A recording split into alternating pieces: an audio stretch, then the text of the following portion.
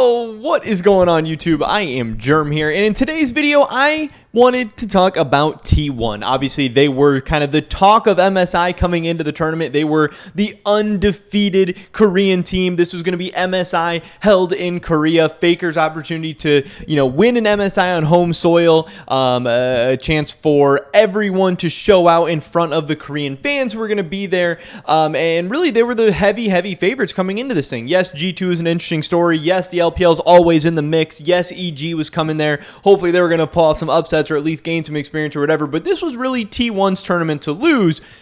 And since the games have been being played, the script has started to flip a little bit, and there's been potentially some bad news that I want to talk about in this video for T1. But first, a word from today's sponsor, and that is, of course, Prize Picks. This is daily fantasy made easy. You simply pick your favorite stars, choose your over-under, and watch your players win. They offer esports. They offer LOL esports. They're doing LCS, LEC, they're doing MSI, they did EU Masters, all kinds of different offerings. It is really awesome. Some of the picks I'm looking at for MSI include these. Danny, I'm taking over 1.5 kills against T1. I'm recording this the day before these matches. I'm taking Caps over 4.5 kills against PSG Talon. I think G2 is really going to be looking to get their revenge in that game. And I'm taking Faker over 3.5 kills against EG as well. If you guys want to make some picks of your own, check out the first link in the description below, where Prize Picks is actually going to match your first deposit for new users up to $100. A really awesome deal. So thank you so much to them. Hopefully you guys check them out. With that being said, let's get right into this. So the main thing I want to talk about today, and something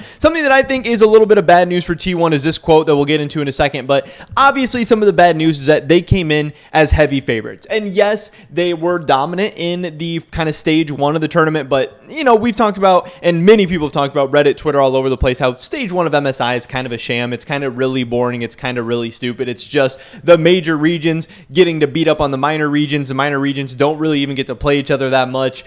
It's overall pretty boring, and overall it's pretty stupid, and I think a lot of people hope some changes are made. So yes, T1 went undefeated, but they weren't really tested all that much. It's just kind of like a warm-up, which I guess in some ways is nice for those top teams to get their feet wet a little bit on stage, back in front of fans, playing some international games, some lower stakes games that don't really matter. As long as you finish top 2, everyone makes it to Rumble stage. Everyone kind of gets there all the same, and they won all their games, and they took care of business. They never got upset. They played well. They had maybe some scares against Saigon Buffalo a little bit, but overall nothing too crazy. But obviously since then, the bad news is that they dropped a game to G2. They dropped a game to RNG. At least at the time that I'm recording this video, if we take a look at the MSI standings, we will see that T1 really is in third place right now. Yes, they are tied with G2, but G2 has the head-to-head over them.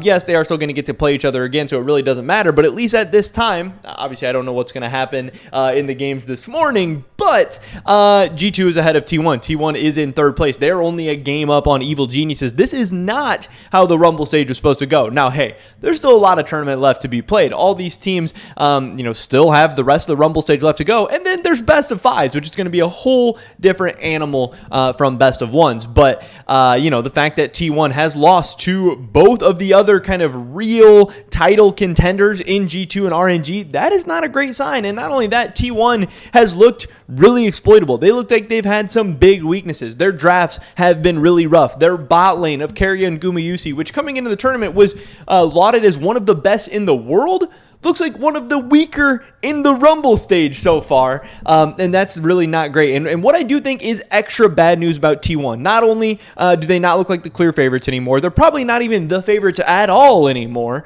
Not only are they dropping games and potentially looking bad and in front of their own Korean fans and all this stuff, but we got this quote from Gumayusi, and this guy, I don't know who this guy is, Fernando Cardente, I don't know. For those of us that have been following League for a while, reading someone like Gumayusi saying that he was scared because he was playing against G2 Esports, a European team that he considers T1's arch nemesis, is incredible. We used to be the ones that feared Korea, not anymore. And here is the quote, which I actually think is very interesting. He said, "I haven't played Tristana in a while, and if I were to make excuses, the enemy's team comp made it hard for me to play. Regardless, I simply didn't play well. I was also scared of the fact that they were G2.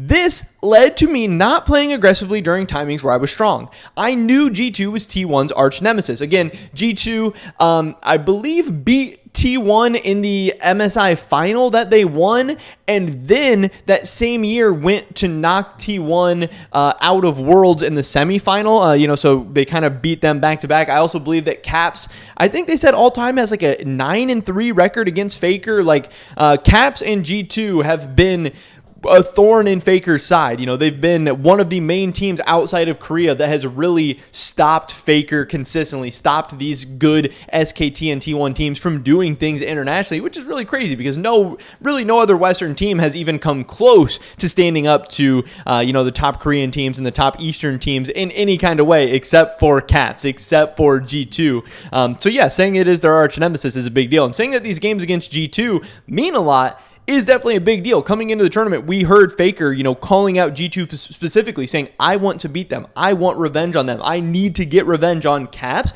I need to get revenge on that organization for knocking him out previously and ending his seasons and ending his tournament runs and preventing him from adding to his legacy. He does want to say, maybe that's why I was extra nervous. I am disappointed that we lost the first game of Rumble Stage in the first match between major regions. Like I said, that was their first game, and then they went on to also lose to RNG as well. Now, obviously, we will see the games this morning. T1 is going to be playing against EG and G2, so hey, they have that other game against G2 coming up again. Now, obviously, G2 is on a 2-game losing streak. Who knows if they're going to beat PSG Town in the first game of the day, but G2 looking a little bit weaker. They're not looking as dominant as they did the first time that they beat T1 and then beat RNG. But this is kind of interesting because for the longest time, there's always been the mental block on the West against the East. And that's something I've always talked about. Like, yes, I do think China and Korea, overall, for the most part, have been better than the West over the years, but I also think there's been a little bit of a mental gap, a little bit of a mental difference. Players are going in expecting to lose, expecting to play against these gods, expecting to play against these insane players. And they are playing against these insane players, but if you don't even believe that you are an insane player, that you're playing on an insane team, that you have a chance to win, that you should be able to go toe-to-toe with them, then I think you've lost before you've even started playing. And I think that's what a lot of Western teams and players have dealt with over the years. But G2 and Cap specifically on Fnatic, on G2, has always been different. He's believed he's just as good, if not better than them, so why can't we beat them? Why can't we make World Finals? Why can't we win MSI? Why can't we beat Faker? I am one of the best players in the world, but again, that's the advantage that Faker and all these top Chinese and all these top Korean teams has had over the West for so many years. They've been really damn good, but they've also had extra advantages. They have extra advantages on top. But to hear that, yes, somebody from one of these Korean teams is scared of a Western team, is scared of G2, it made him nervous. That is a really good, cool thing for the West, and that's a cool thing to hear, but I think that's also a bad sign for T1. Now, in the long term, I think it's a good thing. It's very normal for a guy like Gumayusi to be nervous, to be scared. Again, he's playing on his own home soil. He has a ton of expectations, playing for T1, playing for the undefeated Korean team, playing for the tournament favorites, playing in front of a crowd. He's really young. He's really talented. He has all these expectations. You're going to be nervous, and you might not always deliver. You're going to have bad games. You're going to have bad weeks. You're going to have bad tournaments, and that's just part of being a professional player. You learn from it. You grow from it. The more confidence you gain, the more experience you gain, you're going to get more comfortable, and it's still very, very early in what's going to be a long, insane career for Gumayusi. But again, this is a good sign for the West. This is a good sign for G2 that they might actually have this mental advantage over Gumayusi, over T1. Now, I also think that Gumayusi is showing nerves in general, not just against G2. Obviously, when you take a look at some of his stats, this is his Rumble Stage stats. Gumayusi has a 3.7 KDA. He's 13 kills, 14 deaths. The assists are really keeping him up there in the KDA numbers, which is not exactly what you want to see from your AD carry, especially from your AD carry that's supposed to be like a significant carry. He also does not have very good laning stats. He's averaging up 28 gold at 10 minutes, and obviously you can see most of these gold differentials are coming from Saigon Buffalo's AD carry.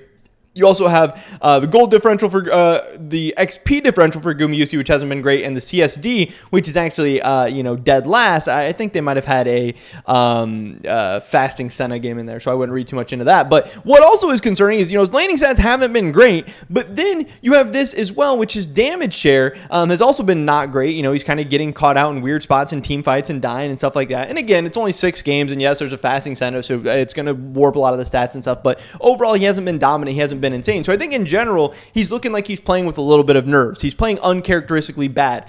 all of T1 is kind of playing uncharacteristically bad. This isn't the team that dominated Korea showing up at MSI. This is, a team with some flaws, playing with some nerves, and also playing with some doubt in their mind after they've gotten punched in the face by RNG, after they've gotten punched in the face by G2. And I think it's really cool that Gumayusi can be open and honest and say, yeah, I'm nervous. Yeah, I was scared of them. And he's going to work on it, try and get better for the future games and stuff. And we'll see how him and T1 look against G2 in the next match. And maybe if they get to play some really awesome, really sick best of 5, that'll be cool. But not necessarily a great sign that G2 might have a little bit of the mental edge, a little bit of the upper hand on one of the Korean players. And there could be some other players on T1 feeling this as well. Faker calling out G2, that could be, oh, I'm fired up a little bit extra, oh, I'm ready to kick their ass, or hey, these guys have beat me before, these guys might be better than me, Caps might have my number. Hey, it could happen. There could be a little bit of doubt in their mind. So I hope G2 keeps showing up. I hope G2 keeps taking it to T1, at the very least giving them good games, if not just, kind of beating them over and over again. But either way, I thought this was very, very interesting to see an interview like this from a Korean player. Definitely a rarity, and especially in modern League of Legends. But that's pretty much it for this video today, guys. Let me drop a like if you did enjoy it. I would appreciate it so much. Leave a comment down below. Let me know what you think about this. You think this is a big deal? You think it's bad news for T1? Or do you think it doesn't really matter? I don't know. I'd love to hear your guys' thoughts and opinions. Subscribe, stay up to date on all my latest content. Consider checking out Prize Picks, first in the description below. Hopefully catch you guys in the next one. But until then, peace.